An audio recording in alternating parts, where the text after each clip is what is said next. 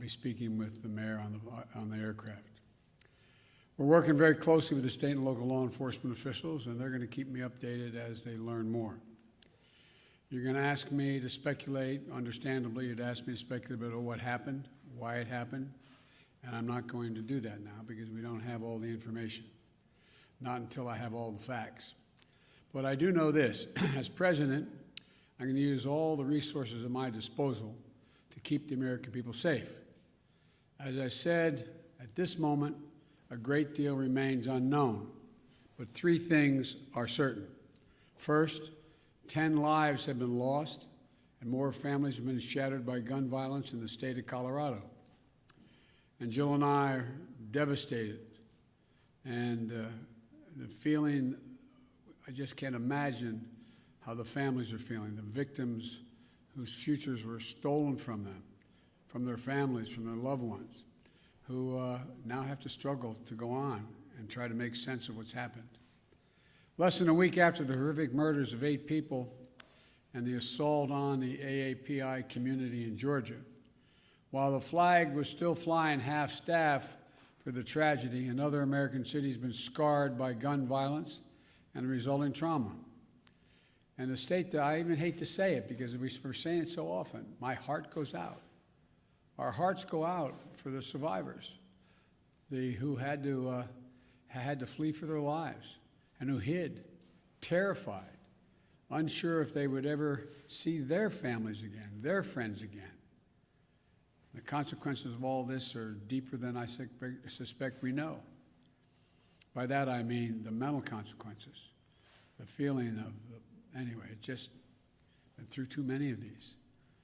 The second point I want to make is my deepest thanks to the heroic police and other first responders who acted so quickly to address the situation and keep the members of their community safe. And to state the obvious, I commend the exceptional bravery of Officer Eric Talley, and I send my deepest condolences to his family, his close family and 7 children. You know, when he pinned on that badge yesterday morning, he didn't know what the day would bring. I want everybody to think about this. Every time an officer walks out of his or her home and pins that badge on, the family member that they just said goodbye to wonders whether they'll subconsciously, will they get that call, the call that his wife got. He thought he'd be coming home to his family and his 7 children. But when the moment to act came, Officer Tully did not hesitate in his duty, making the ultimate sacrifice in his effort to save lives. That's a definition of an American hero. And thirdly, I want to be very clear. This is the one thing I do know enough to say on in terms of what's happened there. While we're still waiting for more information regarding the shooter, his motive, the weapons he used, the guns, the magazines, the weapons, the modifications that apparently have taken place to those weapons that are involved here, I don't need to wait another minute, let alone an hour, to take common sense steps that will save the lives in the future and to urge my colleagues in the House and Senate to act. We can ban assault weapons and high-capacity magazines in this country once again. I got that done when I was a senator. It passed. It was law for the longest time. And it brought down these mass killings. We should do it again. We can close the loopholes in our background check system, including the Charleston loophole. That's one of the best tools we have right now to prevent gun violence. The Senate should immediately pass, let me say it again, the United States Senate, I hope some are listening, should immediately pass the 2 House-passed bills that close loopholes in the background check system.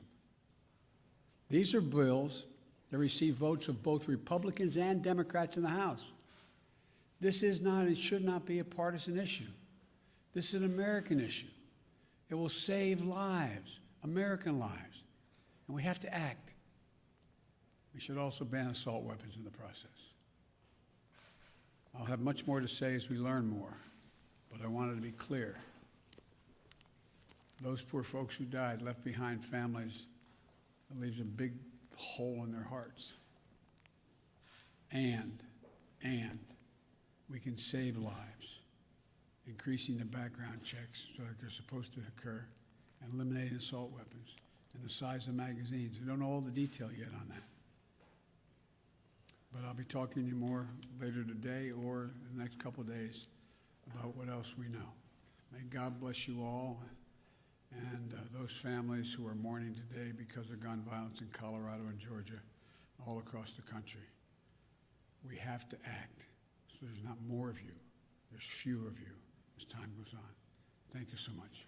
Will you introduce new gun legislation, Mr. President? Do you plan to